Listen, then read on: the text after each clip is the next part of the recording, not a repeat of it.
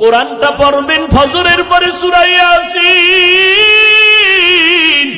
জোহরের নামাজের পরে সূরাতুর রহমান তেলাওয়াত করবেন, আসরের নামাজের পরে আম্মা ইয়াতাসাআলুন, মাগরিবের নামাজের পরে সূরা ওয়াকিয়া তেলাওয়াত করবেন, এশার নামাজের পরে সূরা মুলুক তেলাওয়াত করবেন।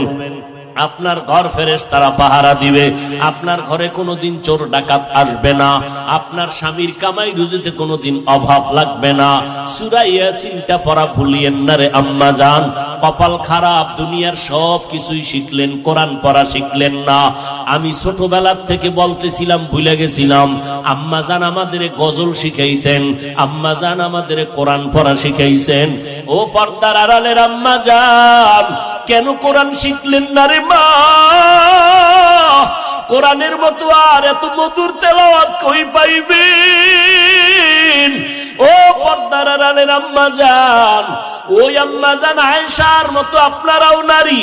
নবী বলেন, আয়েশা আমি কান্না করার কারণ হাসরের ময়দানের কঠিন কথা আমার মনে পড়ে গেল। আম্মা জান আয়েশা বলেন, কেমন কঠিন?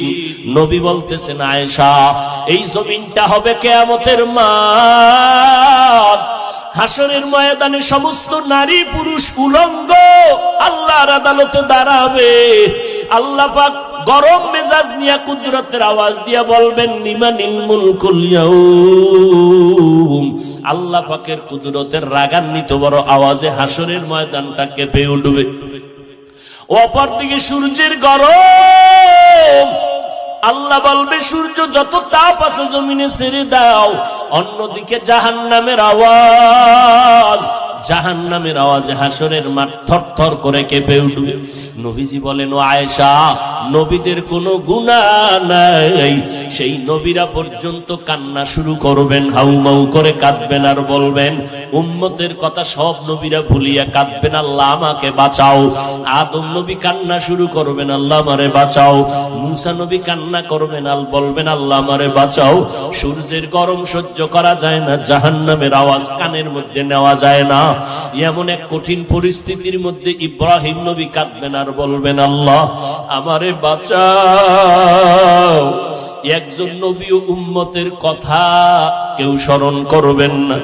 আম্মা জান আয়েশা বলেন, নবী তখন আপনি তো দু জাহানের সরদার, রহমতের নবী, আপনি তখন কি করবেন?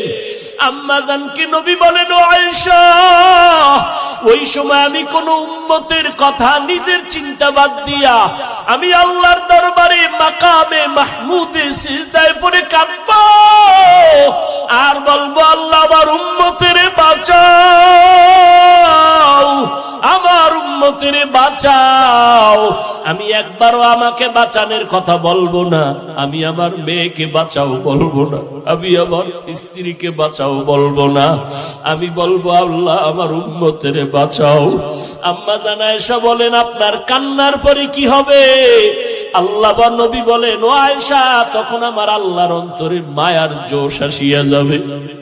আমার আল্লাহ বলবে, নবী আপনি মোটেও কাঁদবেন না, মাথা উঁচু করেন, আপনাকে আমি এখনই সুযোগ দিচ্ছি রে নবী, আপনার একটা উম্মত আমি জাহান্নামে দিব না।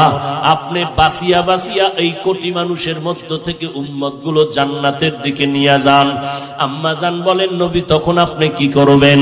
নবী বলেন, আমি কোটি কোটি মানুষের মধ্যে উম্মত গুলো বাঁচিয়া আরশে আজিমের নিচে নিয়ে বসাবো। আল্লাহর নবীর